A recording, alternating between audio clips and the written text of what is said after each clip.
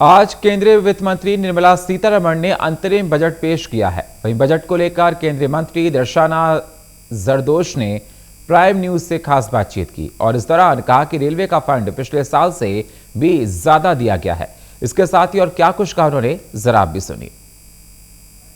बातचीत करने के लिए है केंद्रीय मंत्री दर्शना जरदोश जी। बात करते हैं दीदी, जिस तरह से देखिए रेल में भी काफ़ी ज़्यादा इस बजट में राहत मिली है, चाहे जो डब्बे हैं नॉर्मल उनको वंदे भारत वाले उसमें तब्दील करने की बात हो, तो ये कैसे आप लोग इस टास्क को पूरा करेंगे? सबसे पहले तो माननीय प्रधानमंत्री जी और माननीय निर्मला सीतारमण जी दोनों का बहुत बहुत धन्यवाद। ये अंतरिम बजट है लेकिन फिर भी इंक्लूसिव और इनोवेटिव बजट देने के लिए उनको धन्यवाद देती हूँ। साथ में सर्वांगीण, सर्वस्पर्शी और सर्वसमावेशी बजट के साथ में हमने जो कर्तव्य काल के लिए हमारे खुद के जो गोल सेट किए हैं उसको भी ध्येय को बढ़ाते हुए हम आगे जा रहे हैं। इसी तरह आपने देखा होगा कि रेलवे का पिछले साल से ज़्यादा भी ये जो एलोकेशन हम लोगों का एलोकेट हुआ है फंड, वो पिछले साल से भी ज़्यादा है। तो 2,55,000 करोड़ की लागत से रेलवे को जो ये बजट मिला है अंतरिम बजट में यूज़ करने के लिए, इसमें जो लोगों की अपेक्षा है, खास करके जो यात्री है उनके लिए जो वंदे भारत की कक्षा के डब्बे जो है वो बनाने का 40,000 बोगियों को कन्वर्ट करके ये सुविधा के साथ में सामान्य ट्रेन से जुड़कर उनको जोड़ने का एक पहला लक्ष्य है।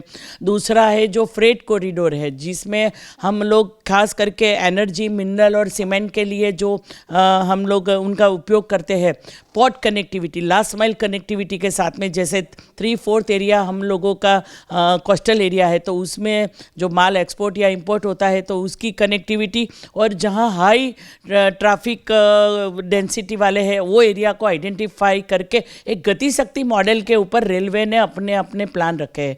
गति शक्ति मॉडल का मतलब एक साथ में बहुत सारे मंत्रालय जुड़कर अपने अपने समय में, सही समय में ये प्रोजेक्ट पूरा करे, और पूरा करने के साथ में जो सुविधा लोगों को चाहिए, जो अपेक्षा है, वो पूर्ण करने के लिए हम लोग हमेशा कटिबद्ध रहेंगे। आपने एक खुद महिला है और आपने महिलाओं की बात की और देखा गया है कि इस बजट में लखपति दीदियों को फ़ायदा है, और यहाँ देखिए आज चाहे आंगनबाड़ी वाली महिलाएं हो, आशा वाली हो, सबको फ़ायदा मिला है स्वास्थ्य के लिए खास करके।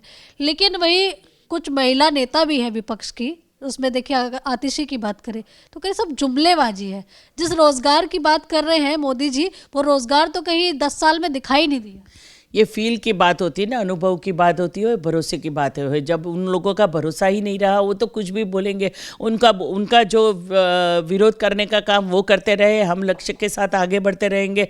और हमने हमारा लक्ष्य खुद जब रखा है, प्रधानमंत्री जी विकसित भारत की कल्पना के साथ में 2047 में कैसे भारत बनेगा, वो आत्मनिर्भर भारत के साथ में सबसे बड़ा इंफ्रास्ट्रक्चर का जो बजट दिया है 11,11,111 करोड़, जो इंफ्रास्ट्रक्चर के साथ में डेवलपमेंट आएगा, डेवलपमेंट के साथ रोजगार और युवाओं को सपनों को जोड़कर ये पूरी जो एक चेन के साथ हम आगे बढ़ रहे हैं, वो सच में एक विकसित भारत की नींव रखने का काम कर रहे हैं।